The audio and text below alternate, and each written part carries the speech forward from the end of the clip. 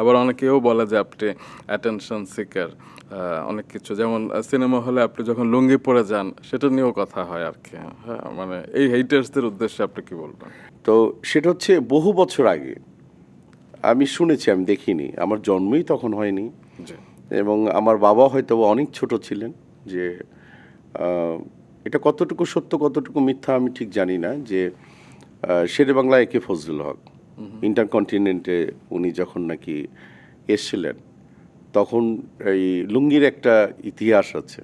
আচ্ছা। তাকে ঢুকতে দেওয়া হয়নি কিংবা এরকম কিছু মেবি হবে। আমি জিনিসটা পড়েছিলাম, কিন্তু অতটা ভালো করে এই মুহূর্তে বলতে পারছি না। এই সম্পূর্ণটাই এটা আমার অপরাধ আমি মনে করি।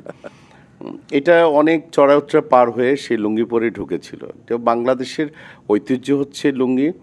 এবং আরেকটা জিনিস, মানে আমি মনে করি সারা পৃথিবীর, আমি আমার দৃষ্টিতে সারা পৃথিবীর একজন যদি সুপারস্টার বলি, সেটা হচ্ছে ইউসুফ খান, মানে দিলীপ কুমার।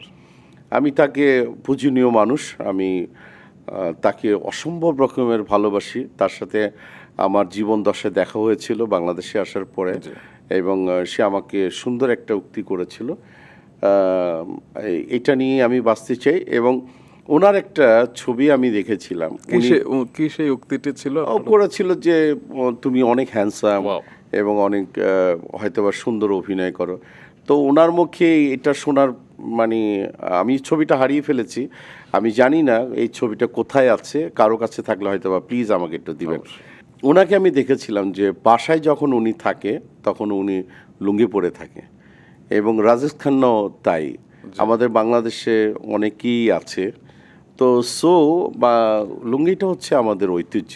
কিন্তু সেদিন যে লুঙ্গিটা পরে আমি গিয়েছিলাম, যে সেটা হচ্ছে ওই ছবিটার একটা অ্যাটমসফিয়ার টোটালিটি একটা ছিলই ওরকম প্যাটার্নের, ওই ছবিটার সাথে মিলিয়ে এটা, এবং আমি পরে গিয়েছিলাম।